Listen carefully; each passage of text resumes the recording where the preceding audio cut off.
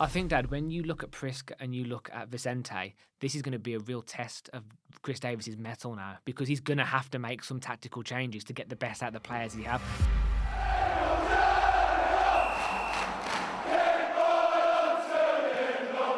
Welcome back to BCFC Royal Blue. Birmingham City have made another signing in the January transfer window. This one, I think, is a really good signing. Carlos Vicente, who Birmingham City have bought from Deportivo Alaves from Spanish La Liga. Myself and Matt, as always in this podcast, are going to talk about Carlos's attributes, give a bit of statistics, and just generally talk about where he may fit into the team, Matt. So I don't know what you think, Matt, but I think this is probably I think this is more of a statement signing that we've made for quite a while. I agree. Yeah. And we actually mentioned this guy, Dad, in the summer video that we did, when we were talking about transfers and stuff. And we actually spoke about him as if he was a target that was too out of reach. Yeah. And I can't believe we've actually signed him. Under Nighthead, some of the players we brought in, you almost have to pinch yourself as a Blues fan, don't you? And say, as if this is now our club and we're now making regular signings like this. It's absolutely wild. And I think the best place to start, Dad, is to always look at the legacy he's left behind, or look at what the fans are saying from the club he's just left. And a lot of Deportivo fans are genuinely devastated. They think he's a top player. Really sad to see him go. And actually, in his last game, he scored in the 3rd minute of his last game. And we'll talk about that in a minute. But I just got a few quotes from some of the fan base, and appreciate this might be some really dodgy Spanish AI translation. But a few comments from the fans, Dad. Gave everything for the club. He'll be truly missed. Never scared of a fight. Go well, my ginger prince. That made me laugh.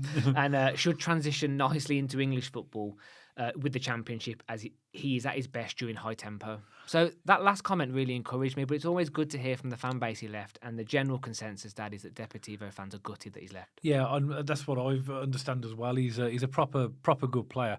What I like about it as well is Blues went after him aggressively. None of this nonsense that we've had in the past where we've allowed other teams to come. You can't stop that. You can't stop other teams coming and trying to gazump your offer. But we've gone after him really aggressively. I understand we've made him an absolutely fantastic offer. That really is, I guess it's hard for him, or would have been hard for him to refuse. But he is a top quality player. And, if we want to build a team that's going to challenge in the Championship and get ready for the Premiership, this, I believe, is a top player we have to go for. Yeah. He's a real top quality player. Good age as well. He's 26 years old. He's just under 6 foot, and he's a right winger. But, from what I've read, his stats, you'll see in a minute, are absolutely fabulous. But excellent crossing. So he's not a winger that doesn't have any final output. He's basically, the description I've got is elite crossing. I've never had that before in any research. Elite crossing, whatever it means, often ranked in the 98th percentile. I don't know what that means, but it sounds good, doesn't it? He's a set-piece specialist, so, something that we've said that we have got a little bit better at, but with somebody like this, will help. Also, Dad, he's a penalty specialist. Okay. He takes a lot of penalties. Yeah. I've seen, if you go onto the YouTube, sound like an old man, don't I? on the line. If you go on YouTube, there's a load of videos of him scoring goals, and quite a few of them are penalties. So, really good to have another set-piece, specialist in the squad. Yeah, he's got his work rate and his stamina as well, also highlighted as exceptional. So he'll run around forever, right up until the end of the game, and I think that's what Chris Davis loves. He's very good in the air as well. Yeah. So he seems to have everything, and also he's good at finishing as well. So when he does get chances, he puts them away. So those attributes and what I like about him from the clips I've seen as well, he doesn't get shrugged or pushed off the ball so easy. He's quite physical. He's prepared to make a challenge, and I think he's going to be a real attribute to our team. You've literally just stole my first talking point, Dad. My first one on this screen is physical for his size. Yeah. So, and I love that. We speak a lot, don't we, about wingers and their strength, and just generally at Blues we kind of get dominated and bullied in certain games. Yeah. If you look at Stoke at the weekend in that first half, they were so physical and intimidating, if you want to use that word, in terms of their stature, their size, their physicality. And I love wingers because wingers are quite tricky, aren't they? They're quite flary. Whereas a winger with a bit about him, physicalness, is a massive attribute. Yeah. Kind of reminds me a bit, this wasn't a greatly gifted player in terms of technicality, but Keshi was always a physical winger, wasn't he? And that's good. That's good. Yeah. For what he made up with his technical ability, he was physical, so he didn't get shrugged off the ball. And, you like wingers like that who can actually hold it and protect it and stuff. But what's quite interesting about this one, Dad, is he's not an inverted winger. No. He plays on the right and he uses his right foot. Yeah. So, typically under Davies, if you look at Patrick Roberts and you look at Dimmy, it's been wingers using their opposite foot to be inverted, haven't we? Do you think Chris Davis might try him on the left? I don't think he will. No. I think he'll stick him on the right because that's where he plays. I mean, if you stick him on the left, Dad, that would quite literally be round pegs in square holes. He's not used to being on the left. Which is a good point because you've got to play him in the position where he's strongest. And I agree, there's no point in tinkering around. If you bought him based upon the qualities you've seen, why put him in a different position? Exactly. Of course, then he will be in competition with Patrick Roberts because Patrick Roberts has that current position at the moment. Well, he's not signed yet, has he, Patrick Roberts? No, So- that's something that maybe a conversation for another podcast. Yeah, sure. But you are right. At the time of recording, he's not signed. yeah. So interesting there. But Dad, can I just say as well? I think that with the way Vicente plays, Prisk is going to be crucial for us moving forward. And by the way, don't take that out of. Don't put 2 and 2 and get 9 here. I'm not saying Stansfield and other people now become irrelevant, but with the way Vicente plays, deep balls in to the byline and in, we need a physical player who's going to be in the middle to get on the end of those balls now. Yeah. We can't be having this. 100 passes in the opposition's half to then trickle it down and get a corner. And we are going to be quite direct with him on the right-hand side. So we need someone physical in the middle. By the way, I don't think Priska's going to suddenly start playing this weekend. It's going to be a slow transition. But I think the more we see this guy play and with his style that he brings, we're going to need Priska, I think, who's going to be... That partnership could become integral for us. Well, there's no point in bringing in somebody who can cross the ball like that and he's not, and there's no one there. Yeah. So we've got to develop our tactics to have a target man up front. I agree with you. I think that will be Prisk. As the main target man. Just to balance what I said, there's a few sort of weaknesses that obviously we always find when we do a bit of research. Not too bad really. Defensive positioning sometimes is a little in question, but we can work on that with him. Ball retention, because he plays high risk, and high reward. His pass completion rate is sometimes lower when he's playing elite opposition. So he's playing the better teams. It's sometimes lower. And so the other thing I've got is predictability. Heavy reliance on his right foot means defenders can force him wide.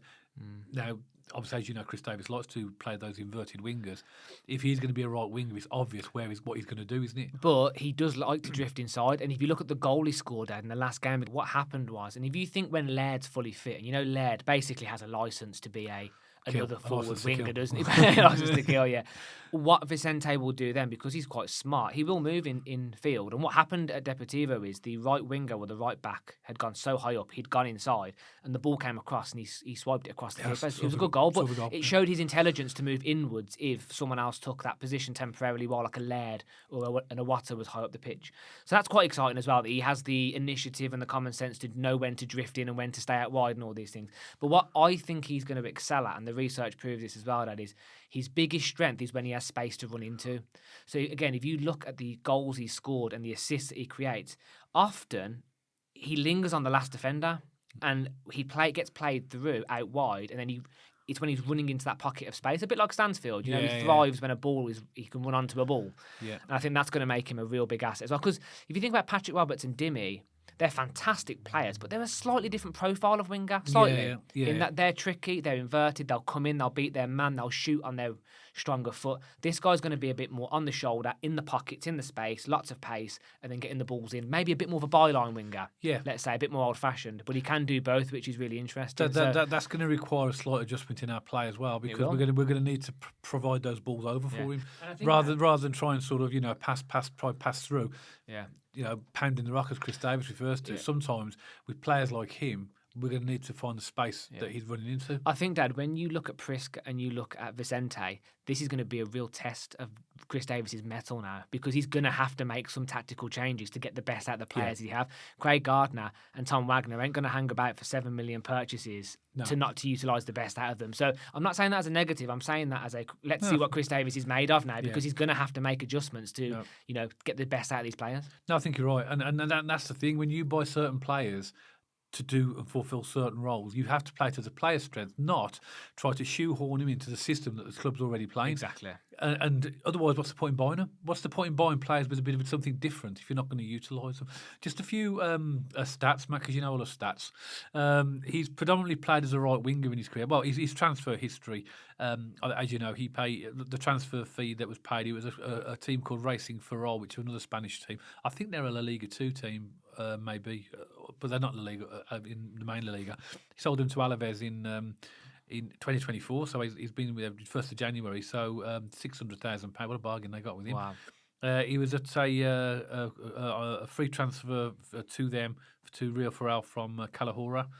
So he's played for some of the teams sort of in the sort of the equivalent to the Championship in the EFL League in Spain, and then obviously Alaves are in the Liga. So he's been around a few clubs in Spain, but this will be the first time he's played outside of Spain. But Dad, one of the comments we got from one of the comments I read from a fan was that he's at his optimal in high-paced, intense environments. And so what they were saying was, in England, because our tempo is a little bit higher than the European football, he should thrive, he should do well. So let's see what we have. But again, it comes back to that point, Dad, of the way we play. We have to play with tempo. To get the best out of Vicente, we have to play quick. We have to do fast balls. We have to be brave and try and play him in over the top and things like that. So, you're right, but I think his style will adapt nicely to England. It does look like it. He does look like he has the attributes to adjust, doesn't he? He's played right winger in his career 151 times, scored 31 goals and 32 assists. Pretty impressive. He has played in his early career 11 times as a centre forward, 2 goals, 1 assist. He has played the left winger as well, 8 times, 3 goals. That's not a bad ratio. I'm not watching Chris Davis. He's a right winger, not a left winger. His stats by club, Alaves, he's played more games for them. 82 goals for Alaves, 17 goals and 13 assists. Racing Ferrol, 64 games, 12 goals and 18 assists.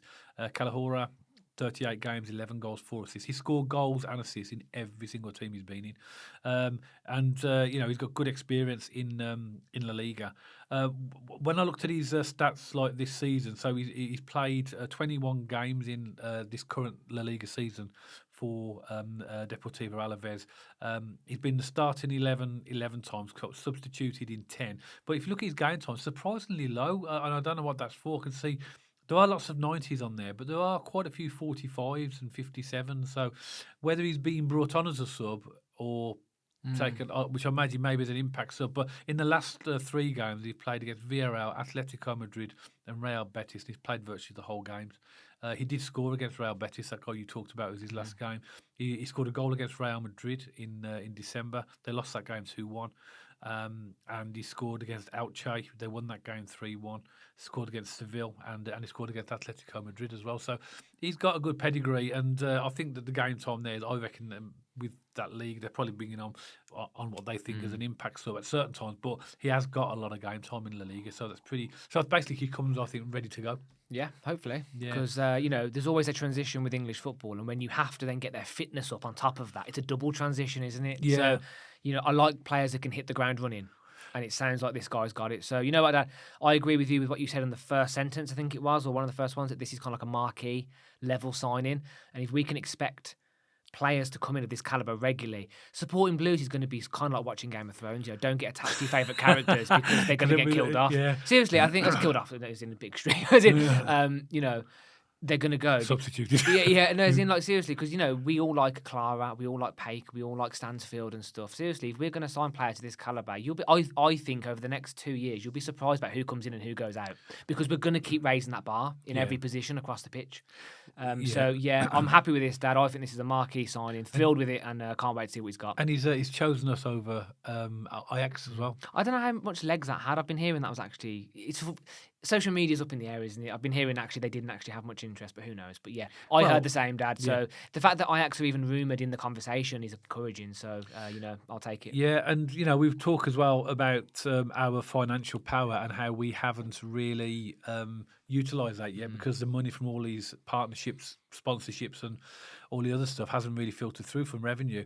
I think this is a sign of the start of that now. I think that we maybe, and obviously I'm not a party to the finance of the club, but there has to be a point with all of this that it filters into the team or into the actual transfer budget. And I believe this must be the case, that this is now the start of, we have got a little bit of money to spend because there's more flexibility because of this. So hopefully, and this is a really good sign. I wanted him last summer, and it was always a long shot then.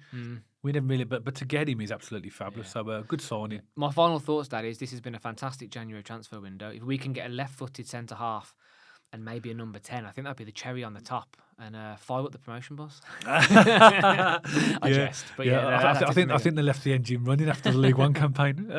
I joke. Yeah, but good sign. Well, as you can hear, me and Matt believe this is a really good sign. He does look like a proper quality player, and someone that's ready to go. And let's see what he can do. As always, we know until they put that blue shirt on and start playing for the Blues, it's really hard to make, and see how they're going to adjust. But he does look quality, and well done to the Blues for getting him.